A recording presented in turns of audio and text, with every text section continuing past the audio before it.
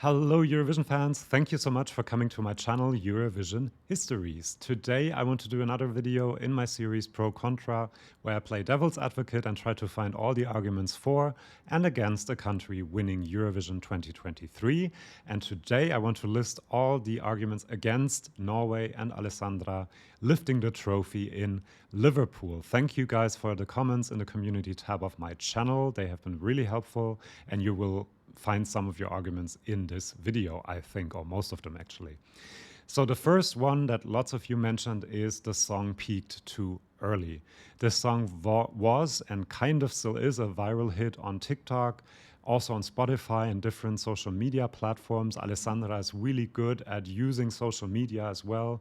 As an artist, she does really fun videos that put focus on her and get her some attention.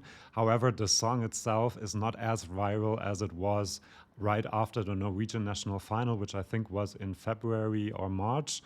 And that is quite some time until Eurovision. Eurovision is, of course, in mid-May, and by then the hype might have died down completely, and that is a big disadvantage for Norway because people have just started to focus on other songs revealed later, like Sweden, like Finland, also Austria, and so Norway might suffer a bit from having peaked a bit too early.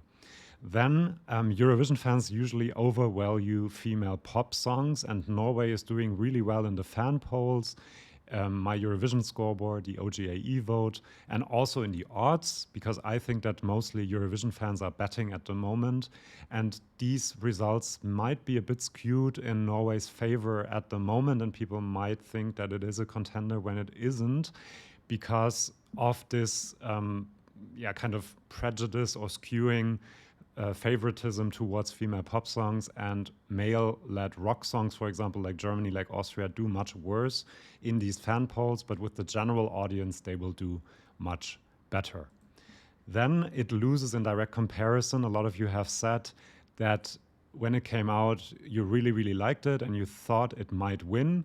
But then songs like Austria, like Sweden, also Israel came out, which are all female-led pop songs that you like better. And so comparing them directly to Norway makes Norway lose in comparison a little bit. Then lots of you say that the juries especially, and also some of the general audience, might see the song as something produced specifically for TikTok. Some have also said it sounds like a theme park song, which can be a good or a bad thing, I guess, but that the whole concept might not scream quality to the juries, and that's why they might not give it that many points in the end. The vocals might be a bit doubtful as well. One of the pre-party performances was not great. She was a bit off, and also the whistle note, which of course could be the main and biggest wow moment in this whole performance, is a bit doubtful. She has to really hit it. If she doesn't hit it completely and 100% correctly on key, that can be a bit problematic for Norway's chances. Not a bit, quite problematic, because that is what people will remember. Remember Manel Navarro in 2017.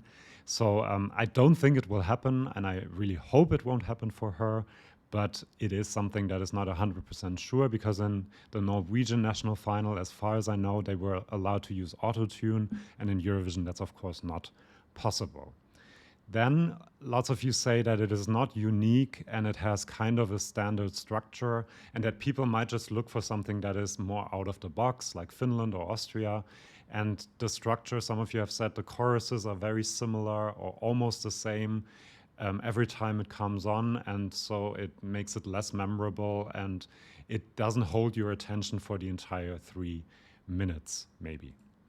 Then Norway has kind of the problem, I guess, that the other big favorites are also Nordic countries like Sweden, like Finland, and so a lot of 12 and 10 points from the Nordics, the Baltics, all of these countries that usually vote for the best Nordic entry will go to Sweden and Finland, and then Norway will be left with 8, 7, 6 points from all of these countries, and that might also be a problem.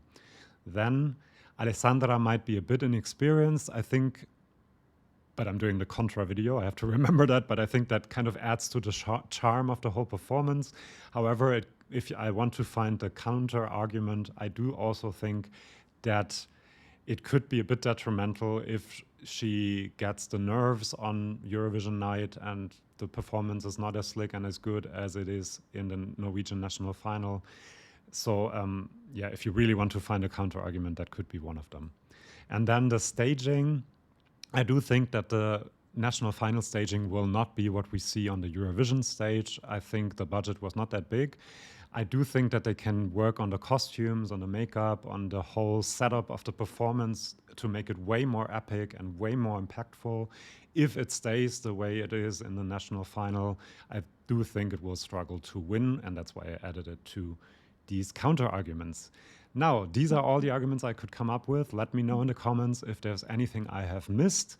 And also please check out the community tab of my channel to add your comments on the other entries that are coming up in this series, like Austria, Croatia, France. Also let me know which entries you would be interested in having a pro and contra video on.